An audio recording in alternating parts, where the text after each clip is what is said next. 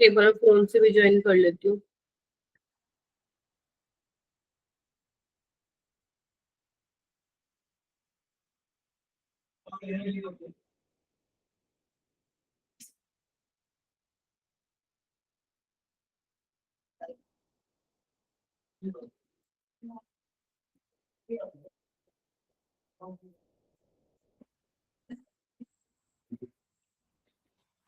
Good evening, ma'am.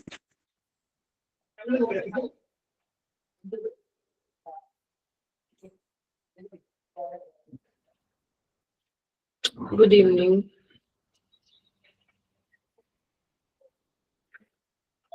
चलिए, I think we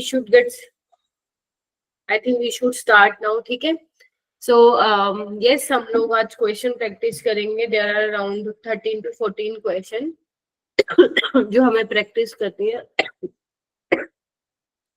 उसके अलावा एक टॉपिक है bond parameter, which is very important topic. Bond parameter में आप लोग क्या देखोगे, लाइक आप देखोगे कि हाइब्रिडाइजेशन अगर सेम है तो उसमें बॉन्ड एंगल किस तरीके से होगा। ठीक है। सो अलग अलग पैरामीटर्स हैं जिसकी हेल्प से हम ये जान पाएंगे कि कौन कौन से ऐसे फैक्टर्स हैं जिसके बेसिस पे हम बता पाएंगे कि इनका बोन एंगल का ऑर्डर क्या होगा। ठीक है। तो बोन पैरामीटर में वैसे तो बोन स्ट्रेंथ, बोन लेंथ, ये सब आ जाता है। तो इसमें हम लोग बोन एंगल की बात करेंगे मेजरली। Good evening. राइट। सो सबसे पहले हम लोग क्वेश्चन कर लेते हैं। रिकॉर्डेड वीडियो कहाँ पे अवेलेबल है बेटा? जिस ग्रुप में तुम ऐड हो ना, वहां पे ग्रुप डिस्क्रिप्शन में एक लिंक होगा। ठीक है। उस लिंक पे आप जाइए, क्लिक करो, वहां पे सारी रिकॉर्डिंग्स अवेलेबल है फॉर ऑल द 3 सब्जेक्ट्स। ठीक है। फिर भी अगर नहीं मिलती है तो एक बार मोहित सर को आप रीच आउट कर सकते हैं, है ना। चलिए, जो आपके स्टूडेंट मैनेजर है ना, पंजाब। ठीक है। चलिए, तो स्टार्ट करते हैं फिर हम। गुड इवनिंग बेटा। सिमरन आ गई? सिमरन? Yes, ma'am. ठीक है।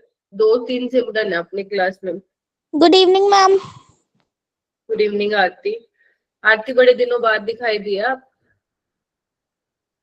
कहाँ थे? Evening, ma'am. Good evening. Good evening, ma'am. Good No, evening, ma'am. no, ma'am. I was present in all classes. All right. But I guess you didn't spend complete 1 hour in the class, right?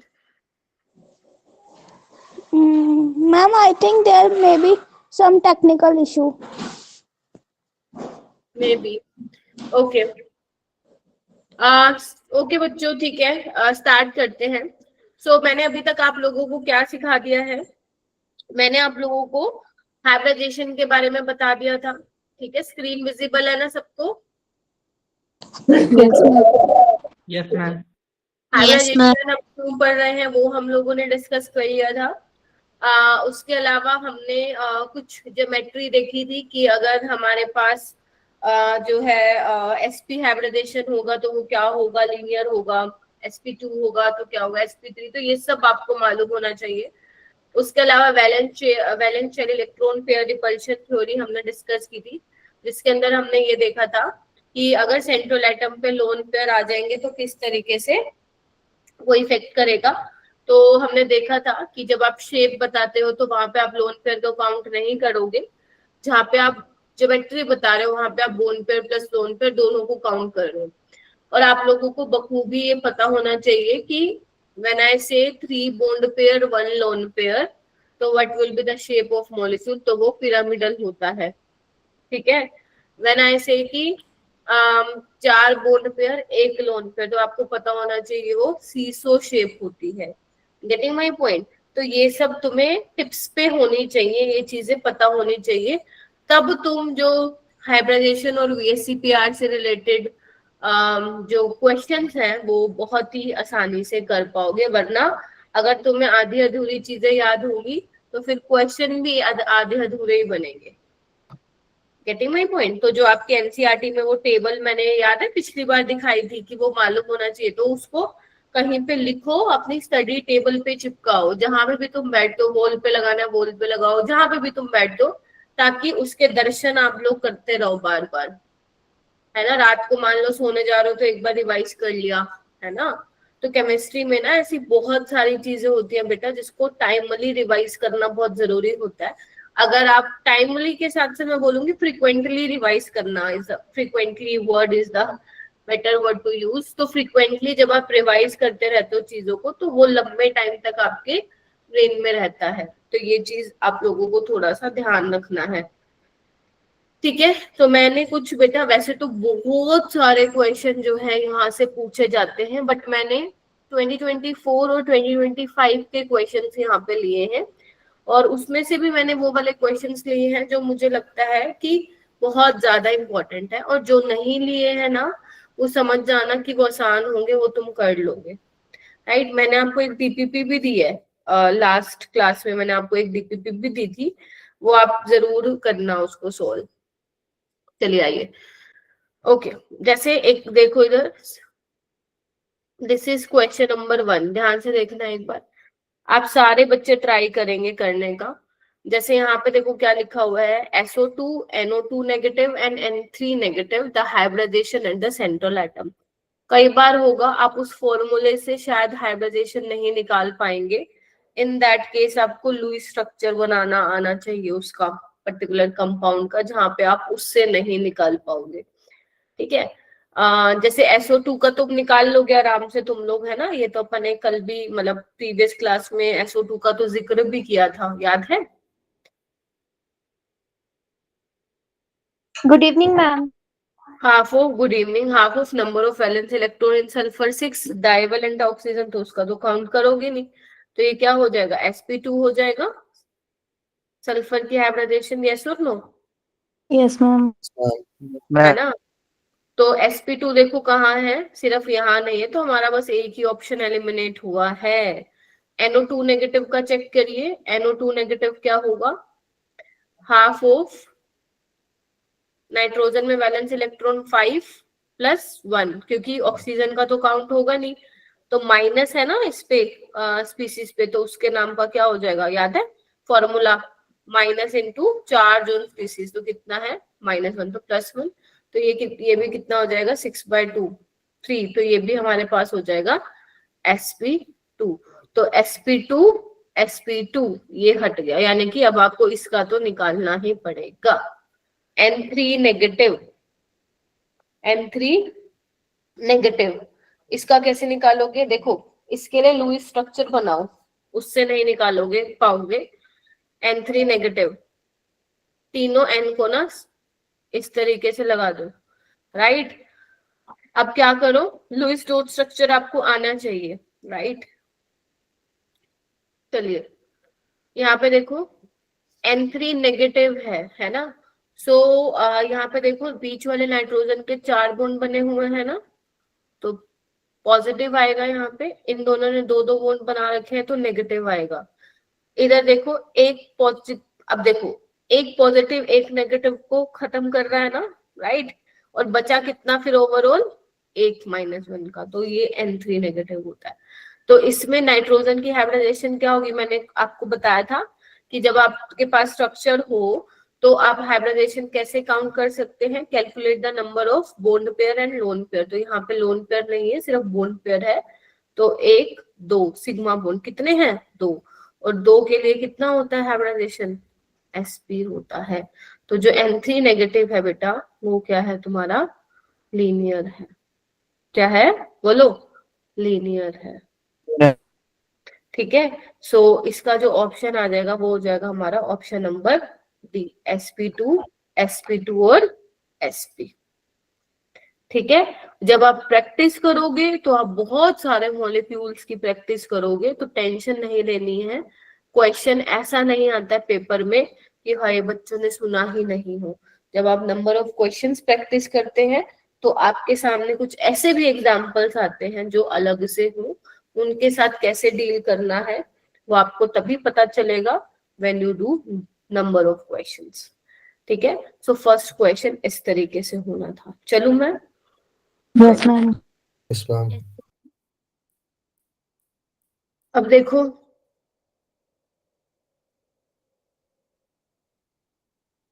ये वाला question देखो, यहाँ पे molecule दिया हुआ है और central atom पे बॉन्ड पेयर का और लोन पेयर का रेशियो है ना, और आपको बताना है कि करेक्ट आंसर क्या होगा।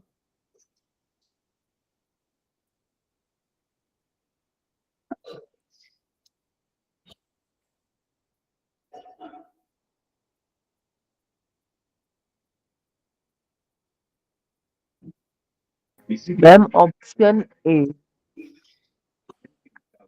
जिसको आता है प्लीज हैंड रेज कर सकते हो, ऐसे नहीं बोलना, पहले सोल्व करो सारे।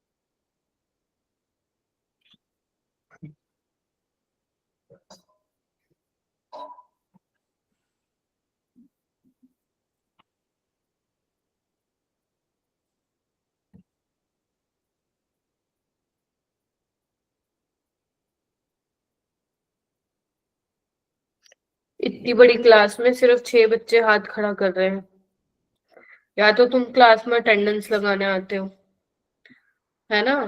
यही लग रहा है मेरे को तो बेटा।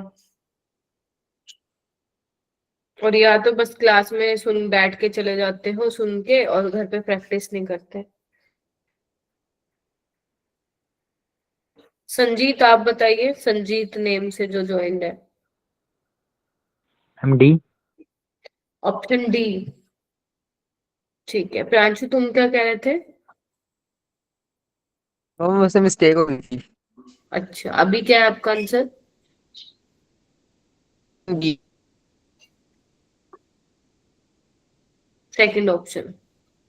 क्या आ रहा है तुम लोगों का? चैट बॉक्स में बताओ, बाकी जो बच्चे बचे हैं कि क्या आंसर आ रहा है, बताओ।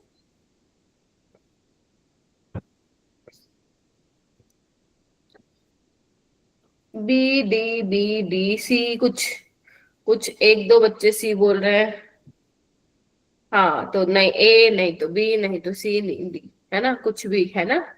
तो मोस्टली जो मेजोरिटी ऑफ स्टूडेंट्स है वो बी और डी बोल रहे हैं। लेट्स सी बी और डी में क्या है। देखो भाई, बी और डी में ना एक चीज ये कॉमन है कि ए का थर्ड है, मैंने तुम्हें बताया भी था। ICl2 नेगेटिव में क्या होगा? Half of number of valence electron in iodine 7, ठीक है, प्लस मोनोवेलेंट एटम 2, चार्ज कितना? -1 का, यानी कि +1 हो जाएगा। तो ये कितना होगा? 5।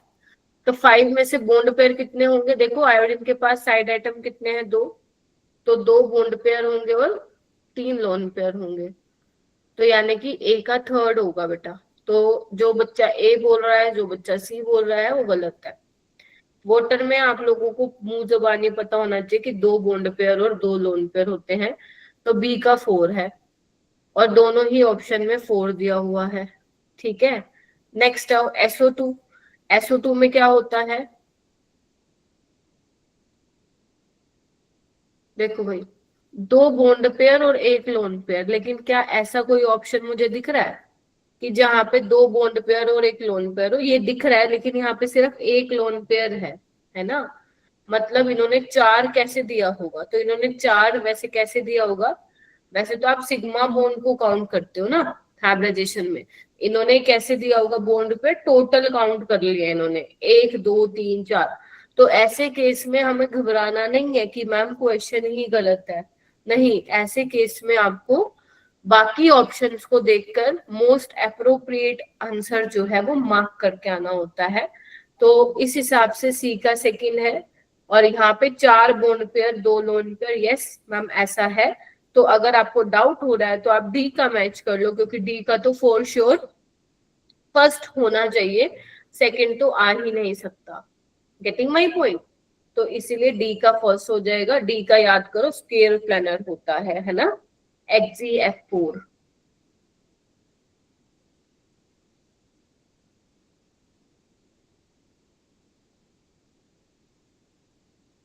बोलो भाई क्या कहते हो? Yes, ठीक है, ma'am. Yes, ma'am. डन। सो ऐसे आपको ये क्वेश्चन को अटेम्प्ट करना है। तो यानी कि इसका आंसर क्या आ जाएगा अपना? ऑप्शन नंबर 4, यानी कि डी ऑप्शन आ जाएगा। ठीक है, चलिए आगे चलते हैं। ये अपना क्वेश्चन नंबर 2 था। Let's move to question number 3। हाँ जी, क्वेश्चन नंबर 3 करते हैं। देखो क्या दिया हुआ है। अगर तुम नोटिस करो तो ये वाला क्वेश्चन याद है, अपने एनसीईआरटी की उसी टेबल से इन्होंने Yes, फ्रेम किया ma'am. हुआ है। देखो क्वेश्चन को देखो।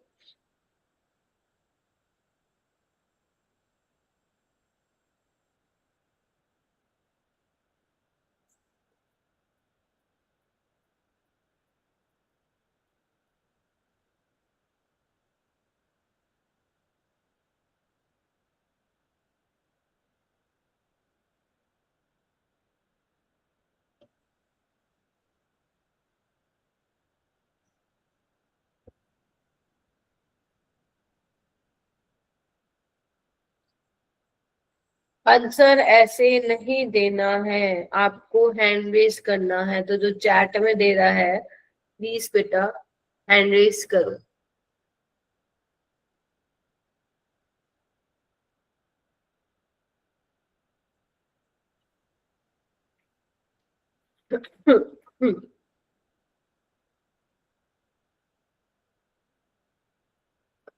यस माही, टेल मी।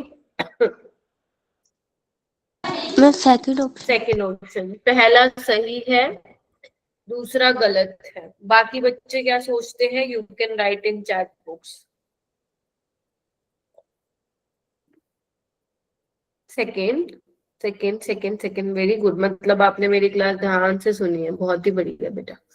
ये जो बच्चों ने हैंड रेज किया है बहुत ही बढ़िया। देखो यहाँ पे देखो क्या बोल रहे हैं, ClF3 के तीनों पॉसिबल स्ट्रक्चर हो सकते हैं ना। हाँ बिल्कुल, ये तभी तुम्हें पता होगा जब तुमने वो पढ़ा होगा। क्योंकि जो दो लोन पेयर है बेटा, आप axial axial, axial equatorial equatorial पे लगा सकते हो। बात आती है कि स्टेबिलिटी क्या होगी। ठीक है, तो वो कह रहे हैं कि थर्ड वाला स्ट्रक्चर ज्यादा स्टेबल है, विच इज रोंग ना। हमने कहा था इक्विटोरियल, इक्विटोरियल पे जब आपके लोन पेयर होंगे that form will be, that structure will be more stable। तो थर्ड वाला स्ट्रक्चर मोस्ट स्टेबल नहीं, लीस्ट स्टेबल होना चाहिए। सो अगर मुझे ऑर्डर लिखना हो ना, सबसे ज्यादा स्टेबल फर्स्ट होगा, फिर सेकंड होगा और फिर थर्ड होगा। तो third is the least stable. तो ये गलत है, ये गलत है, ये ठीक है। तो पहला सही, दूसरा गलत। तो ऑप्शन नंबर सेकंड जो होगा वो करेक्ट हो जाएगा। ठीक है, चलिए।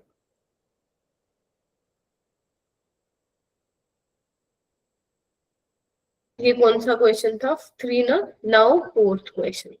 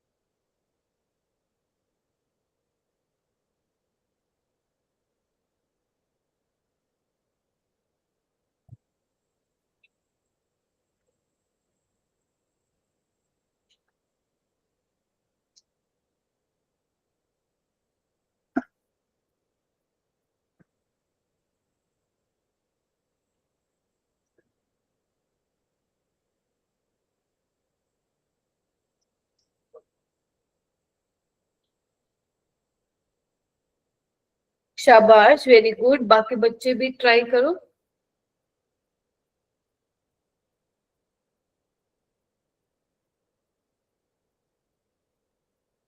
क्या आंसर आ रहा है? राइट इन चैट बॉक्स बेटा, चैट बॉक्स में लिखो। शाबाश। Option number D. ऑलराइट, ठीक है। मोस्टली बच्चे आर सेइंग डी, बाकी कुछ कुछ बाकी ऑप्शन भी बोल रहे हैं। देखो, आपको वो वाला मॉलिक्यूल बताना है जिसका पहली बात तो sp3d हाइब्रिडाइजेशन है। पहले तो यही चेक करो sp3d किसमें है। इसका sp3d2 है, तो जो ए बोल रहा है वो गलत है बेटा। xgf2 sp3d है, निकाल के देख लो। ये भी sp3d है, ये भी sp3d है। उसके बाद बोल रहे हैं कि डिफरेंट बोन लेंथ होनी चाहिए और लोन पेयर होना चाहिए सेंट्रल एटम पे। तो pf5 में तो लोन पेयर होते ही नहीं है ना, तो ये नहीं हो सकता। Now check option number xgf2 वाला। और ये तो xgf2 का तो आप लोगों को मालूम ही होगा कि लीनियर होता है शेप, है ना।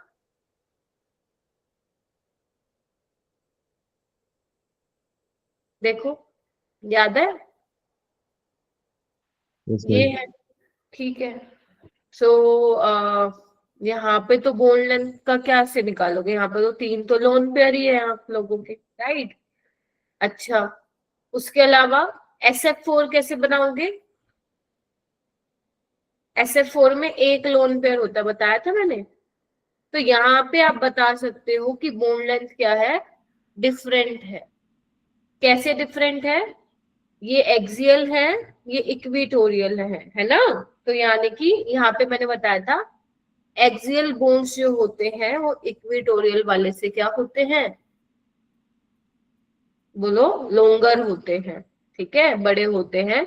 तो SF4 क्या होगा? इसका करेक्ट आंसर हो जाएगा, ठीक है। तो पहली बात तो हाइब्रिडाइजेशन निकालने आनी चाहिए, वही तुम लोगों को। अगर नहीं आता तो गया सवाल, वहीं पे खत्म है सवाल। ठीक है जी, निकाल लोगे? Yes, ma'am. Yes, ma'am. Yes, ma'am. Yes, ma'am. Okay, ये ट्राई करके देखो, नहीं हुआ तो फिर मैं बताऊंगी। इसमें थोड़ा सा तुम्हें तुम्हारे लिए पी ब्लॉक की रिक्वायरमेंट चाहिए होगी। एक बार ट्राई करो, नहीं तो मैं बताऊंगी फिर इसको। हम्म,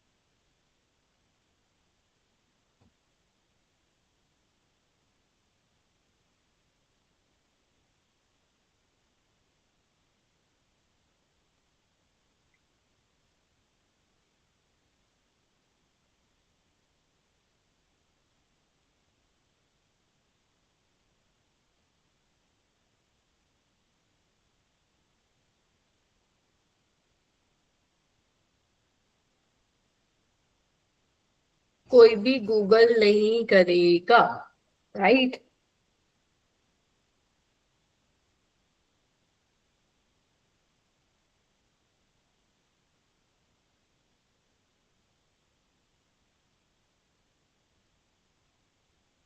देखो क्या होना चाहिए,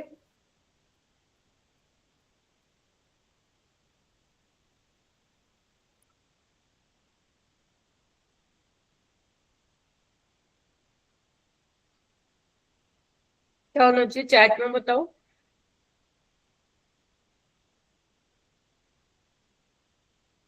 B, square pyramidal, octahedral. Alright. C, सारे बोल लिए, ए रह गया, ए वाले भी, ए भी बता दो। देखो आपको बोला हुआ है, ये देखो हर कीरत कह रहे हैं एक। वाह, बहुत बढ़िया बेटा, बहुत बढ़िया, है ना। देखो आपके पास एक मॉलिक्यूल है जिसका फॉर्मूला है AX4Y। सारे एलिमेंट कह रहे हैं पी ब्लॉक के हैं। पी ब्लॉक पता है ना, मैंने पढ़ा दिया तुम्हें, by the way Yes, sorry, ma'am. P block elements मैंने तुम्हें बता दिया पीरियोडिक टेबल में। फिर वो कह रहे हैं एलिमेंट ए रेयरेस्ट है, मोनो एटॉमिक है, नॉन रेडियो एक्टिव है। मोनो एटॉमिक कौन होंगे? नोबल गैसेस, यस और नो? Yes, ma'am. ठीक है, अच्छा ठीक है। अच्छा फिर वो कह रहे हैं कि from its group and has the lowest ionisation enthalpy among A X and Y, ये बोला हुआ है उन्होंने, ठीक है। फिर वो कह रहे हैं कि ए मतलब हमें ये तो समझ में आ गया एक नोबल गैस है। फ्लोरीन नोबल गैस है? ओहो भाई, भाई साहब बहुत बढ़िया बेटा, फ्लोरीन नोबल गैस है। हीलियम क्या है फिर? नियोन क्या है फिर? और एलिमेंट एक्स और वाई क्या है? एक्स है first and second highest electronegative element. Okay, तो हाईली इलेक्ट्रोनेगेटिव एलिमेंट कौन है पीरियोडिक टेबल में? फ्लोरीन है। And chlorine. सेकंड कौन सा है? शायद हरकीरत यही बोल रहा था, And है ना? chlorine. फ्लोरीन और ये बोल रहा था, है ना? अच्छा, तो बस अगर ये कोई नोबल गैस है, ठीक है, कोई भी ले लो, मैं यहाँ पे जीनोन ले लेती हूँ क्योंकि जीनोन ही ऑक्सीजन और फ्लोरीन के साथ कंपाउंड्स बनाता है। और एक्स क्या हो जाएगा? एफ, और वाई क्या हो जाएगा? O, यानी कि XgOF4। अब आपको इसका शेप बताना है, पहले हाइब्रिडाइजेशन पता लगाओ। 8 + 4 कितना हो जाएगा? 6। तो यहाँ पे कितने हो जाएंगे? 5 बॉन्ड पेयर और एक क्या हो जाएगा? Lone pair. आपको शेप पूछा है, ज्योमेट्री बता के मत आ जाना ऑक्टाहेड्रल, ठीक है? तो जब आपके पास 5 बॉन्ड पेयर होंगे, एक लोन पेयर होगा, तो क्या होगा? शेप स्क्वायर पिरामिडल होगा। इस तरीके से वो दिखेगा, देखना एक बार ऐसे।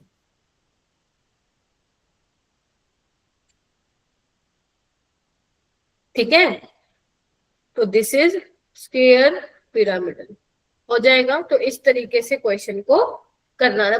बस आप किसी तरीके से ये पहचान लेते कि जो ए है ना वो हमारा नोबल गैस है, बाकी तो हो जाएगा, बाकी हो जाएगा। ठीक है, चले हम आगे चले, बताओ। Yes, ma'am. Yes, चलो, ma'am. अच्छा सवाल था, Yeah. अच्छा सवाल था, ध्यान रखिएगा। चलिए आइए, ये वाला क्वेश्चन करिए। कौन सा क्वेश्चन था ये? 5 हो गया अपना, दिस वन वाज 5 एंड ये अपना 6 हो गया। ट्राई करो सॉल्व करने का।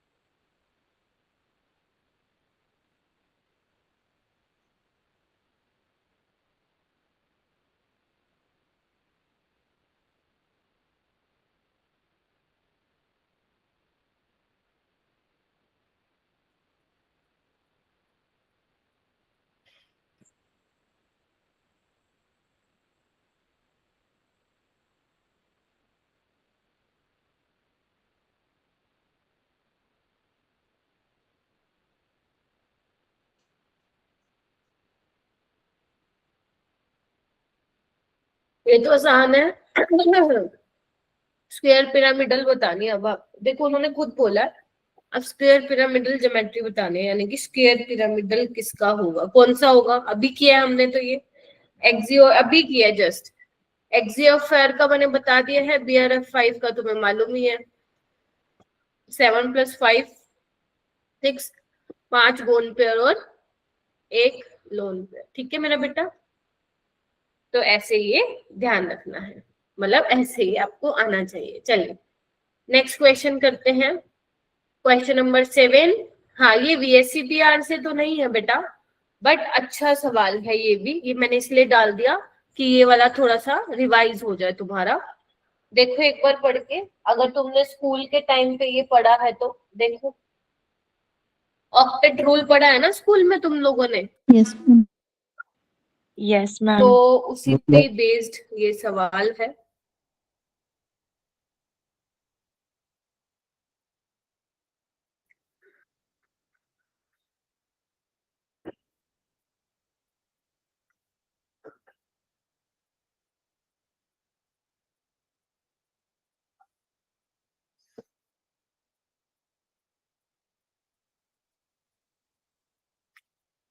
देखो अपने को क्या करना है, सबसे पहले ये देखो कि कौन सा मॉलिक्यूल ऑक्टेट रूल को ओबे कर रहा है, मतलब जिसके 8 इलेक्ट्रॉन जो है पूरे हैं हर सेंट्रल एटम के, चेक कर लो।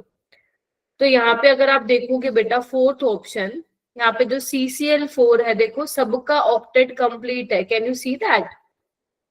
देख रहे हो? कार्बन का ऑक्टेट कंप्लीट है। क्लोरीन के पास 8 इलेक्ट्रॉन होने चाहिए, 8 ही हैं, 1 2 3 4 5 6 7 8, ठीक है। CO2 ऑक्टेट कंप्लीट है, कार्बन का भी और इसका भी, देखो 8 होने चाहिए, 1 2 3 4 5 6 7 8, है ना। सो ए का जो होगा अपना फोर्थ ऑप्शन होगा। ऐसे कौन से मॉलिक्यूल होते हैं जिनका ऑक्टेट कंप्लीट नहीं होता है, मतलब जिनमें जो है ऑक्टेट इनकम्प्लीट होने का क्या मतलब है, 8 इलेक्ट्रॉन नहीं है उनके पास, राइट।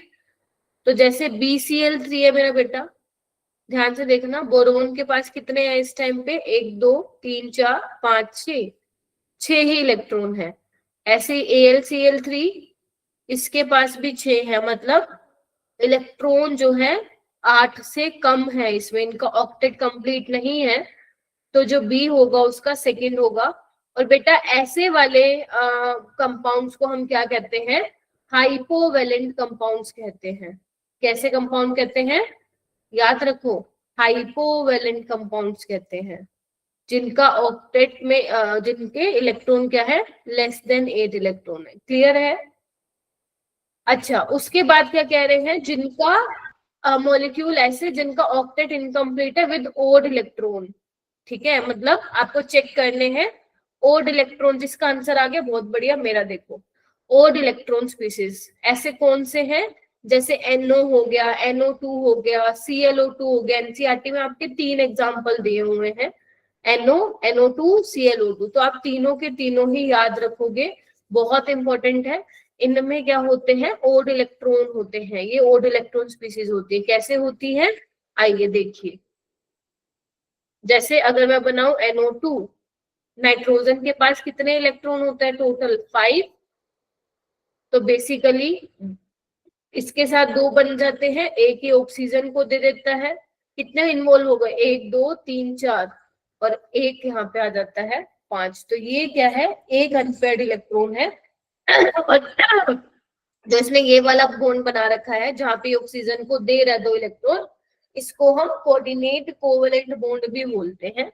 जिसको पता है अच्छी बात है, जिसको नहीं पता इट्स ओके, हम लोग पढ़ लेंगे आगे। तो ये ओड इलेक्ट्रॉन स्पीसीज है, ठीक है। ऐसे ही NO में क्या होता है, नाइट्रोजन के पास टोटल 5 होते हैं, 2 तो ये बॉन्ड बनाने में लग गए, बचे कितने, 3 बचे ना, 3 बच गए, ठीक है, जिसको हम ऐसे भी दिखा देते हैं। तो ये भी क्या है, ओड इलेक्ट्रॉन स्पीसीज है, ठीक है जी, बोलो। तो Yes, ma'am. Yes, ma'am. First आएगा। उसके बाद आती है मॉलिक्यूल्स जिनका एक्सपेंडेड ऑक्टेट। एक्सपेंडेड ऑक्टेट का मतलब है जिसमें 8 से ज्यादा इलेक्ट्रॉन है। ऐसे वाले कंपाउंड को हम क्या कहते हैं, जिसमें 8 से ज्यादा इलेक्ट्रॉन है, एक्सपेंडेड ऑक्टेट बोल सकते हो, सुपर ऑक्टेट बोल सकते हो, हाइपर वैलेंट कंपाउंड्स बोल सकते हो। क्लियर है? तो ऐसे कौन से हैं, ये वाले 2। कैसे, इधर देखो, H2SO4 का स्ट्रक्चर मैं बता देती हूँ, ऐसे होता है बेटा। अगर तुम ध्यान से देखो तो सल्फर के अराउंड कितने हैं इलेक्ट्रॉन? 4, 8, 10, 12, टोटल कितने हैं? 12 इलेक्ट्रॉन है, दिख रहा है? ऐसे PCl5 के अराउंड कितने हैं? 10 है, फोस्फोरस के अराउंड, देख रहे हो? तो यानी कि 8 से ज्यादा इलेक्ट्रॉन है, तो डी का क्या आ जाएगा बेटा? थर्ड। तो फोर्थ, सेकंड, फर्स्ट, थर्ड, यानी कि ऑप्शन नंबर क्या आ जाएगा बेटा? सी आ जाएगा। क्या कहते हो, समझ में आया? Yes, ma'am. Yes, ma'am. Yes, ma'am. बहुत बढ़िया। Yes. चलिए आगे चलते हैं। आगे चल रही हूँ बेटा मैं। क्वेश्चन नंबर 8, क्वेश्चन नंबर 8 को करिए।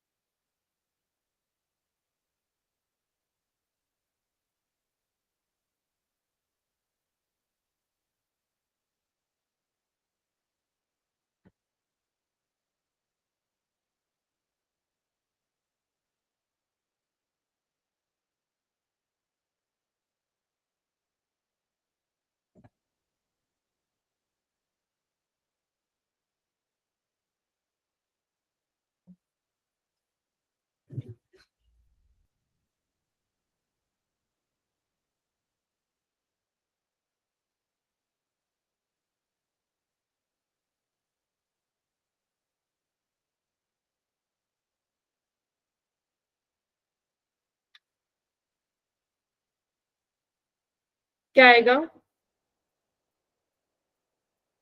ऑप्शन नंबर, बताइए। C. सी। देखो ये वैसे ना बहुत आसान सवाल बन गया, आपको बोन एंगल का ऑर्डर बताना है ना इसमें। देखो BF3 में तो सबको पता है 120 डिग्री होता है। PF3 ये होता है तुम्हारा पिरामिडल, जिसमें 109 से कम होगा ना एंगल। और ClF3 में क्या है? ClF3 है टी शेप, है ना? अब देखो कैसे करोगे यहाँ पे, ध्यान से देखो। BF3 में सबसे ज्यादा होगा, तुम्हारा आंसर आ गया है।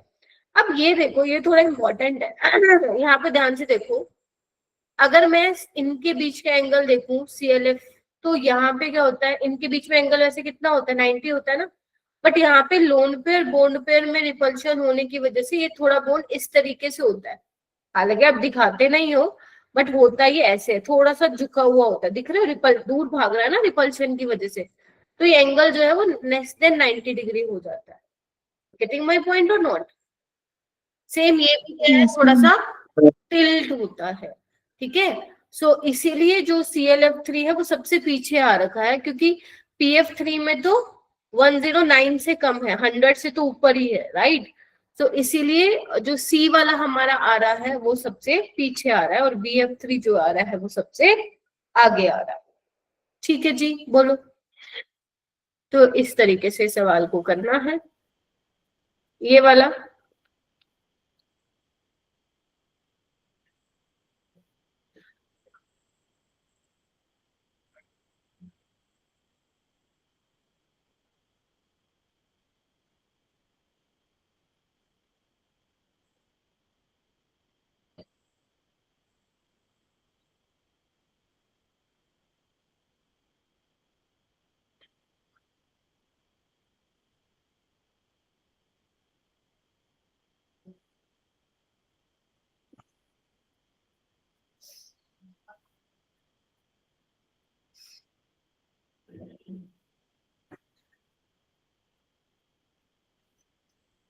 sp2 हाइब्रिडाइजेशन अपने को बतानी है बेटा। वेरी गुड, काफी बच्चे हैं 10 एक जो काफी अच्छा रिस्पॉन्स कर रहे हैं।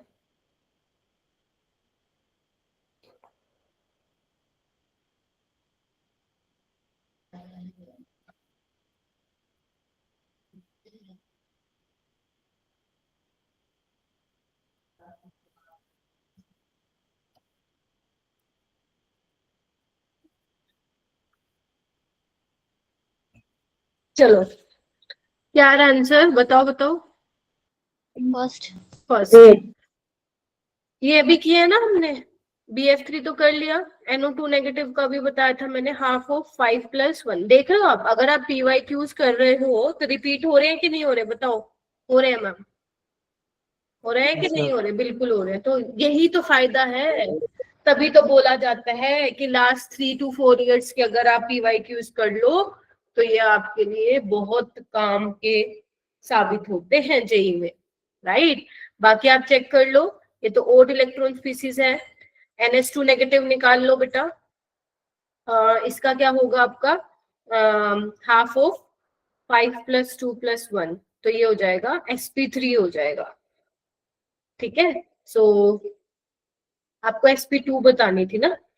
चलिए, ये वाला क्वेश्चन करो। ये वाले क्वेश्चन भी मतलब वही दिख रहे होंगे तुम्हें सारे, कैसे सवाल आ रहे हैं। सबसे मोस्ट इंपॉर्टेंट टॉपिक है हाइब्रिडेशन का और इसका MOT का, तुम्हारे JEE में ध्यान रखना। ये बिना छोड़े कोई चला गया ना, फिर देखना।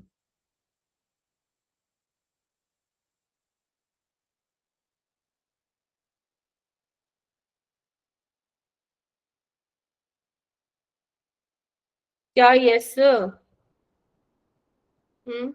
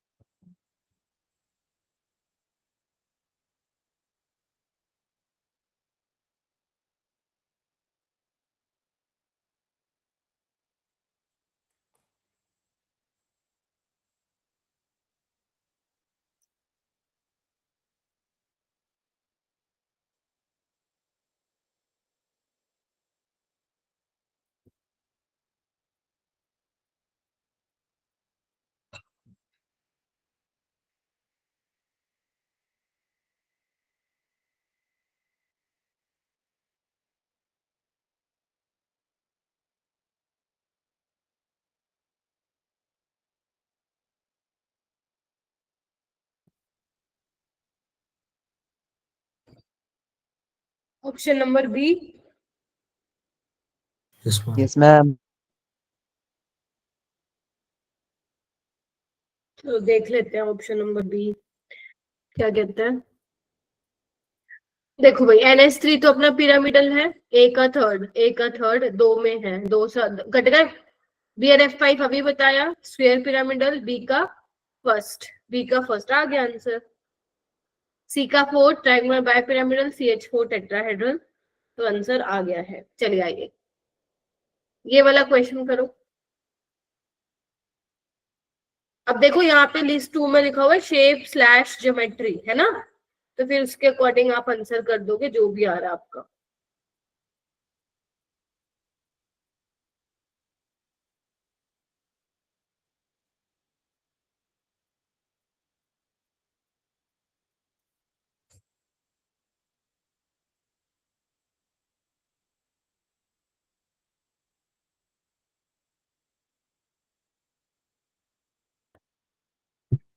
क्या आ रहा है?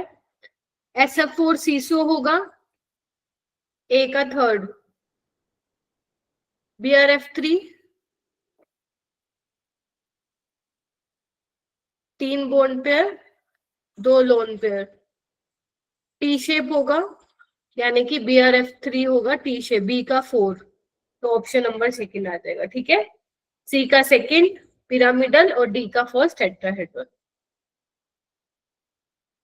ये वाला क्वेश्चन करिए। आपसे पूछा है लीनियर ज्योमेट्री किसकी होगी? Linear.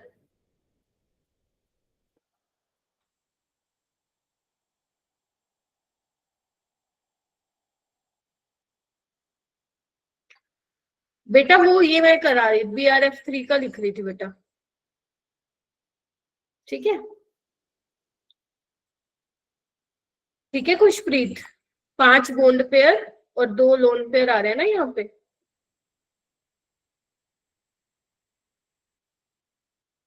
Sorry 3 bond pair, I am so sorry.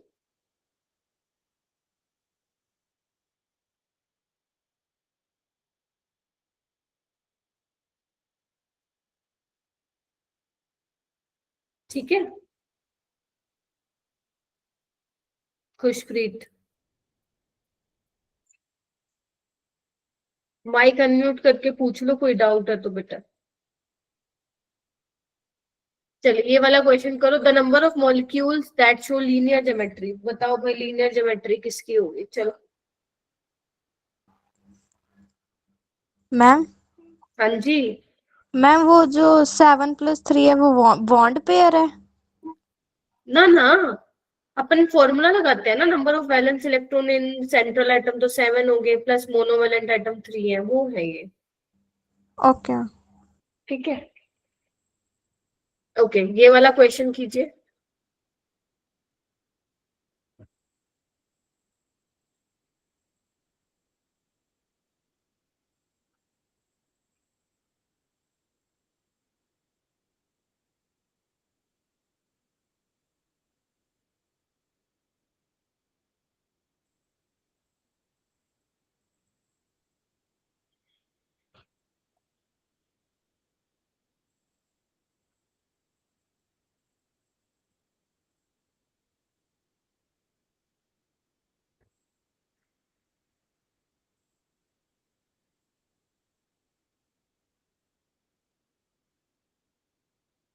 कितने होंगे?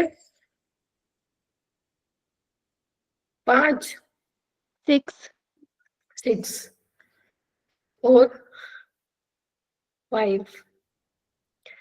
देखो SO2 तो लीनियर नहीं होता है तो एंगुलर होता है, हटा दो। BeCl2 लीनियर होता है, CO2 लीनियर होता है, N3 नेगेटिव अजाइड बोलते हैं इसको, ये भी लीनियर होता है, अभी बताया था मैंने। NO2 कैसा होता है? NO2 लीनियर नहीं होता बेटा, this is bent type structure, तो हटा दो। ये भी लीनियर नहीं होता है, ठीक है? ये लीनियर होता है XeF2, याद है? वो आपको निकाल लेना है अगर ऐसे नहीं याद रह रहा है तो। NO2 प्लस लीनियर है, I3 नेगेटिव लीनियर है, बनवाया था ना मैंने ये। O3 क्या है? ओजोन, दिस इज एंगुलर, ठीक है? तो ये 1 2 3 4 5 6, तो 6 क्या हो जाएंगे ऐसे जिनकी लीनियर ज्योमेट्री है, ठीक है? चलो आओ ये वाला क्वेश्चन करो, number of molecule from the following which are exceptions to octet rule. आपको ये देखना है कि कौन ऑक्टेट रूल को फॉलो नहीं कर रहा है। चलो फटाफट करो। इसमें वो वाले भी आ जाएंगे जिनके पास लेस देन 8 इलेक्ट्रॉन है, जिनके पास 8 से ज्यादा है, और जो और इलेक्ट्रॉन स्पीसीज है वो तीनों ही आ जाएंगे, ठीक है? वही आपको चेक भी करना है।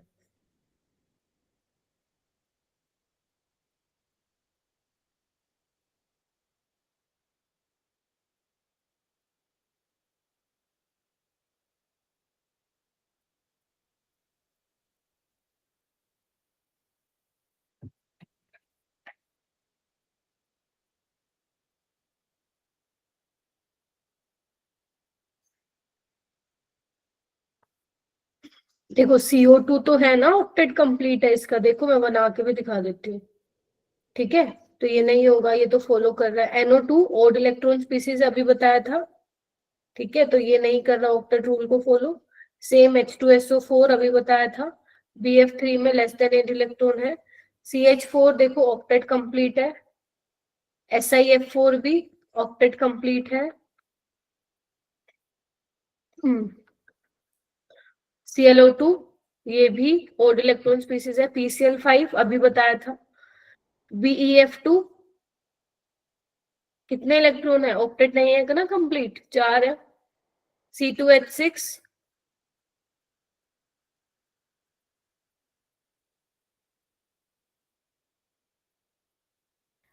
मैम VEF2 का नहीं होता ना ऑक्टेट कंप्लीट? नहीं बेटा, बेरिलियम के अराउंड देखो 4 इलेक्ट्रॉन है ना। अच्छा, अरे मैं क्या बना दिया,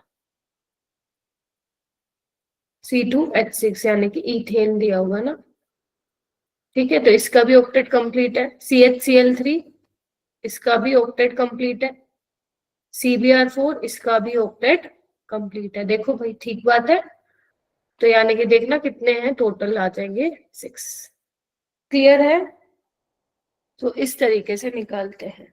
तो ऐसे क्वेश्चन में अपने को नंबर नहीं कटाने हैं, आसान होते हैं ऐसे क्वेश्चन। ठीक है, सो बस ये कुछ थे 12-13 क्वेश्चन। अब चलते हैं आगे बॉन्ड पैरामीटर में, जिसमें हम मेनली जो है बॉन्ड एंगल की बात करेंगे बेटा। देखो सबसे पहले क्या है ना, ध्यान से देखो इधर, हाइब्रिडाइजेशन। अगर मान लो आपको ऐसे कंपाउंड दे रखे हैं जिसमें हर किसी में सेंट्रल एटम जो है सेंट्रल एटम की हाइब्रिडाइजेशन अलग अलग है, तो अगर आपको ये पता चल गया कि इसकी मान लो हाइब्रिडाइजेशन sp2 है, किसी के sp है, तो आप आराम से बॉन्ड एंगल लगा सकते हो, है ना। तो यहाँ पे क्या बोला हुआ है कि with the change in state of hybridization relative percentage of s character changes and with increasing of s character the bond angle increases। कहने का क्या मतलब है, जैसे मान लो मेरे पास sp है, sp2 है और sp3 है। आप लोगों को पता है ना सबसे ज्यादा s करेक्टर sp में होता है 50%, है ना। और जैसे जैसे आगे जा रहे हो तो p करेक्टर बढ़ रहा है, s करेक्टर कम हो रहा है, राइट। अच्छा, आप लोगों को ये भी पता है sp में बॉन्ड एंगल 180 होता है लीनियर के लिए, प्लेनर के लिए 120 और टेट्राहेड्रल के लिए 109, जब तक कोई लोन पेयर नहीं है, मैं उसकी केस में बात कर रही हूँ, है ना। तो आपको क्या दिख रहा है, जैसे जैसे S character, percentage of s character बढ़ रहा है तो बॉन्ड एंगल भी बढ़ रहा है। क्या ये बात समझ में आई?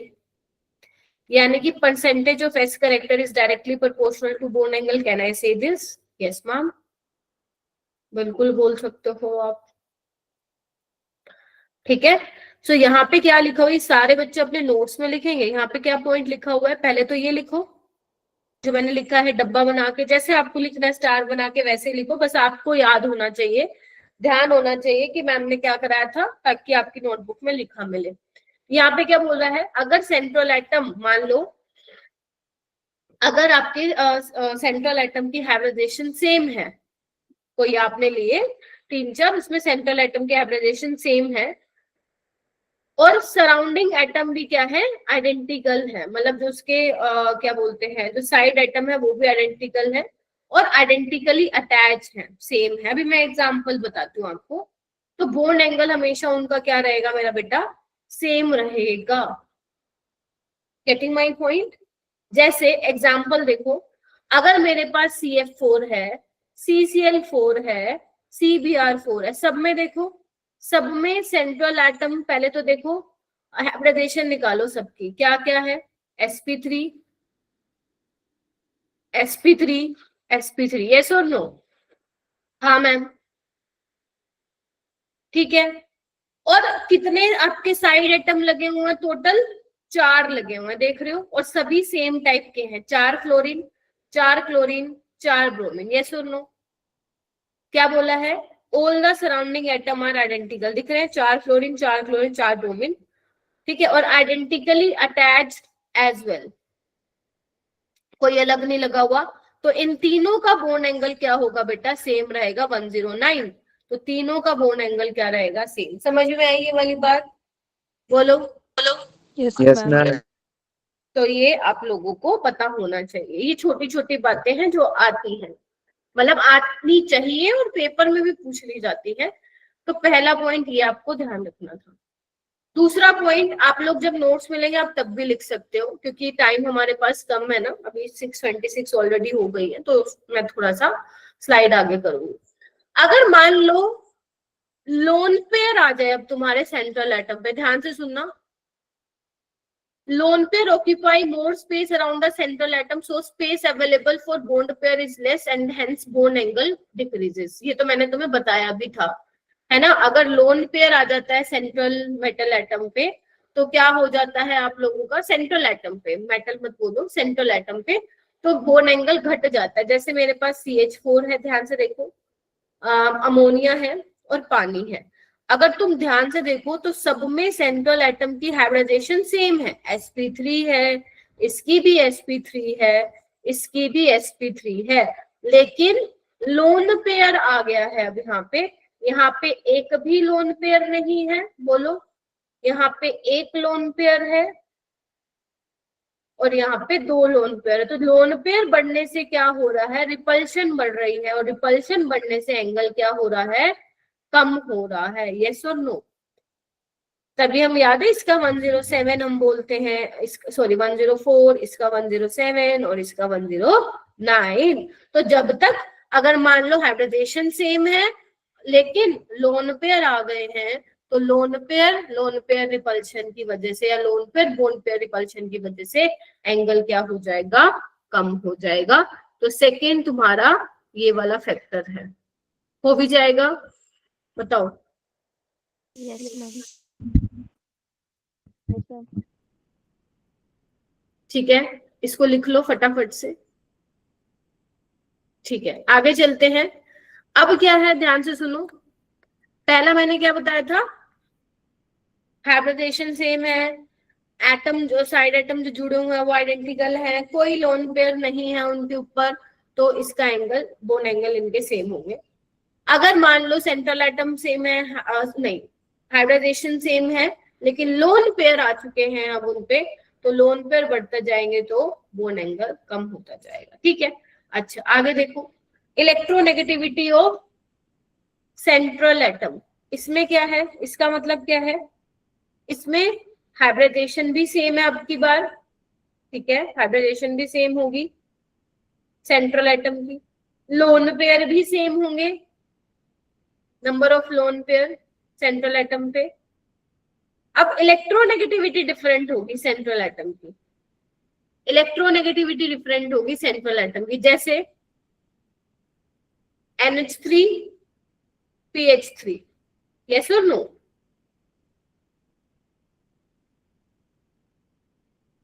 देखो हाइब्रिडाइजेशन सेम है दोनों के, sp3, लोन पेयर भी 1 है। Now how will you determine the bone angle in this case, on the basis of electronegativity of central atom.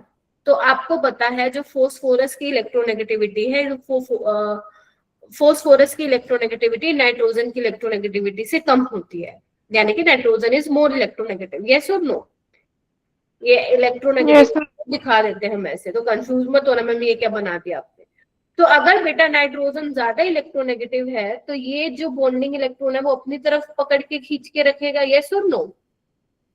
Yes ma'am. अगर वो अपनी तरफ पकड़ के खींच के रखेगा तो आपस में क्या होगा, धक्का मुक्की होगी।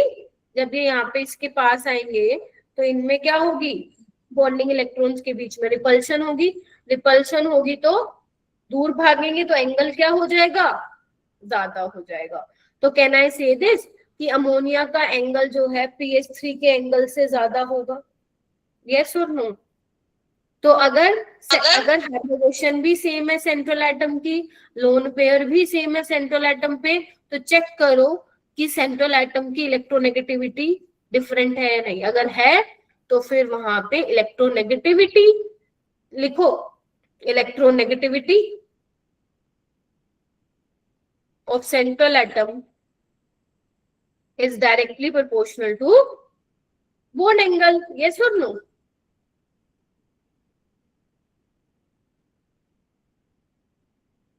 all right, बोलो। बेटा NH4 तो पहली बात है होता ही नहीं, NH4 प्लस होता है, ये अपना टेट्राहेड्रल है, 109 ही होगा इसका एंगल। CH4 भी टेट्राहेड्रल है, इसका भी 109 होगा, क्योंकि दोनों में किसी के पास भी लोन पेयर नहीं है, अमोनियम आयन और आपका CH4, राइट। दोनों का एंगल परफेक्ट टेट्राहेड्रल है, 109 होगा। ठीक है, अब बात करते हैं इलेक्ट्रोनेगेटिविटी ऑफ साइड एटम। अब साइड एटम मतलब जो जुड़े हुए हैं, मतलब जो सेंट्रल एटम के साथ है। अब इस टाइम पे क्या है, ध्यान से देखो, अब यहाँ पे हाइब्रिडाइजेशन जो होगी सेंट्रल एटम की वो भी सेम होगी, अभी मैं तुम्हें दिखाऊंगी। और आपका क्या बोलते हैं, लोन पेयर भी सेम रहेंगे। ठीक है,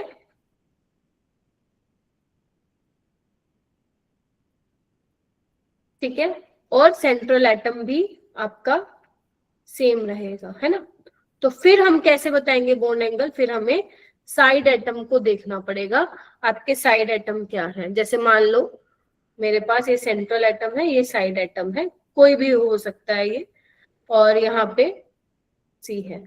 अब मैं बोल रही हूँ जो इलेक्ट्रोनेगेटिविटी है बी की वो ज्यादा है सी से, देखो इधर, ठीक है। तो बी की इलेक्ट्रोनेगेटिविटी ज्यादा है तो ये अपनी तरफ खींच के लिखेंगे, खींच के रखेंगे इलेक्ट्रॉन को, यस और नो, यस और नो मेरा बेटा, हाँ जी बोलो। Yes. Yes, ma'am. Yes, ma'am. यहाँ पे क्या होगा, कंपैरेटिवली यहाँ पे बी की इलेक्ट्रोनेगेटिविटी ज्यादा थी तो अपनी तरफ खींच के रखेंगे, यहाँ पे थोड़ा थोड़ा ए की तरफ ज्यादा झुकाव होगा एज कंपेयर टू फर्स्ट वाला, यस और नो। तो यहाँ पे क्या होगा, मोर बॉन्ड पेयर रिपल्शन, यस और नो। तो अगर बॉन्ड पेयर रिपल्शन ज्यादा होगा तो एंगल भी क्या होगा, ज्यादा। अगर ये θ1 है, ये θ2 है, तो θ2 क्या होगा, θ1 से ज्यादा। ठीक है, यानी कि क्या क्या बता दिया मैंने, कंफ्यूज मत हो जाना। मैंने क्या बताया है, अगर आपका सेंट्रल एटम सेम है, उस पे लोन पेयर सेम है, उनकी एवरेजेशन सेम है, तो चेक करो इलेक्ट्रोनेगेटिविटी साइड एटम की। तो अगर साइड एटम ज्यादा इलेक्ट्रोनेगेटिव है तो बॉन्ड एंगल क्या हो जाएगा, कम हो जाएगा। ठीक है, नेक्स्ट आता है last, size of surrounding atom, size of side atom. अब क्या होगा, मान लो मैं एग्जांपल ले लेती हूँ, ये है मेरे पास,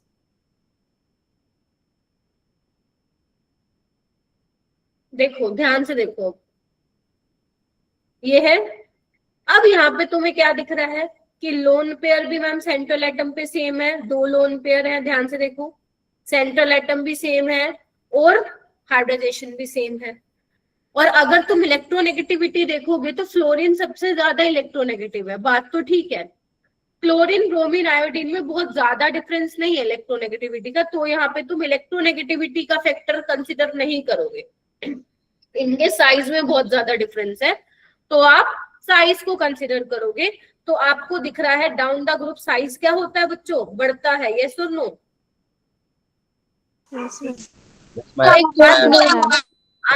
आयोडीन का साइज बहुत बड़ा है, तो बड़े बहुत बड़े बड़े हैं, तो इनके इलेक्ट्रॉन क्लाउड में क्या होगा, रिपल्शन होगा, तो OI2 का एंगल क्या होगा, सबसे ज्यादा होगा। ये किस बेसिस पे मैंने बताया है, साइज ऑफ साइड एटम के बेसिस पे मैंने बताया है। और OF2 का जो एंगल होता है बेटा, वो तो मैं बोलूं तो 102 के आसपास होता है, इन सब का 109 से भी ज्यादा होता है, देख रहे हो, ड्यू टू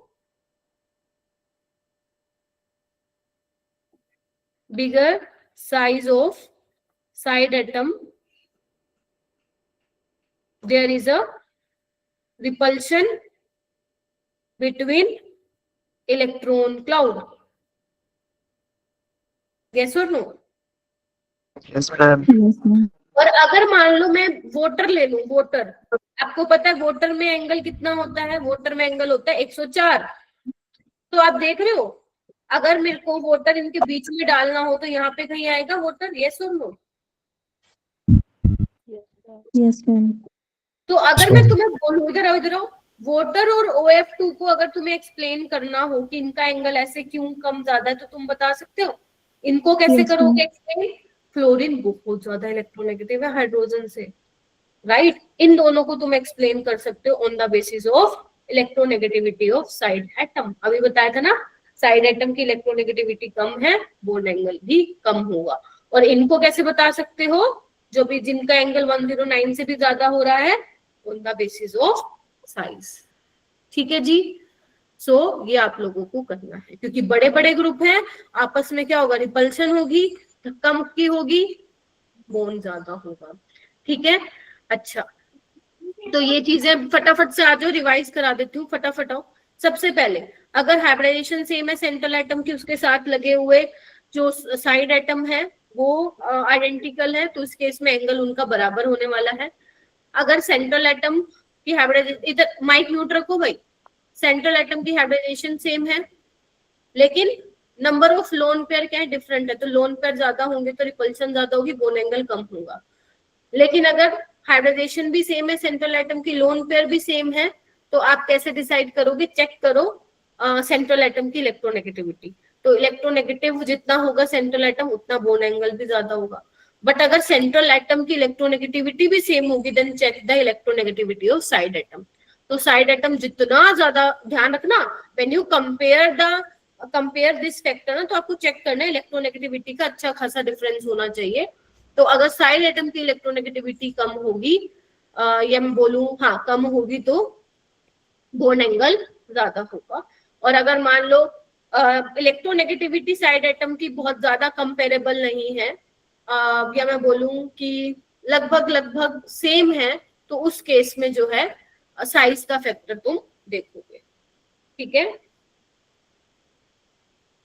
ऑलराइट, तो इस तरीके से तुम्हें करना है। ओके, अब जैसे देखो ये सवाल है, इधर देखो,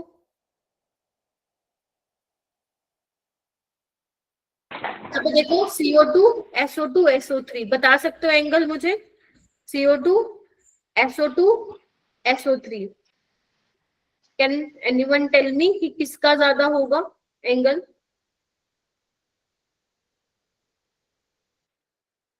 बताओ भाई।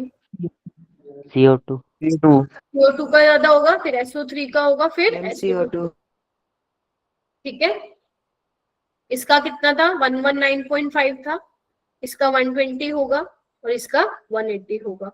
यहाँ पे देखो SiH4 SiF4 SiCl4 कोई लोन पेयर नहीं है सेंट्रल एटम पे, देखो ना सारे अटैच हैं, 4 हाइड्रोजन उसमें 4 फ्लोरीन 4 क्लोरीन, तो सबका बोन एंगल क्या होने वाला है, सेम होने वाला है, कोई लोन पेयर नहीं है। यहाँ चेक करो ये वाला सल्फेट, कार्बोनेट और नाइट्रेट, बताओ भाई।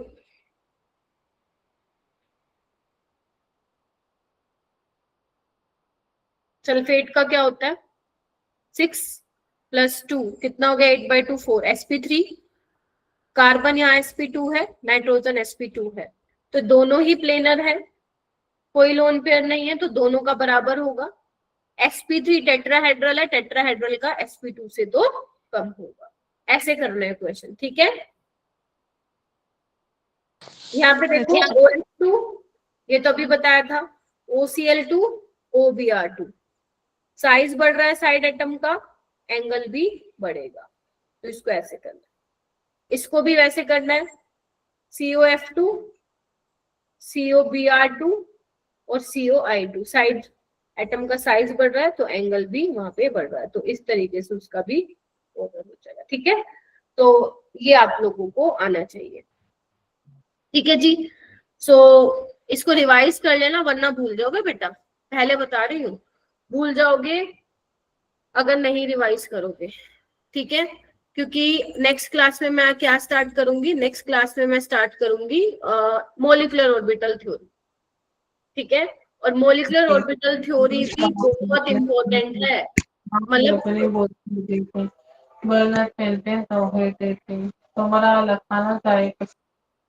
ठीक है, मॉलिक्यूलर ऑर्बिटल थ्योरी भी बहुत ज्यादा इंपॉर्टेंट है, तो ध्यान रखना कोई भी क्लास मिस नहीं करेगा नेक्स्ट वाली, और सभी जो है क्लास में प्रेजेंट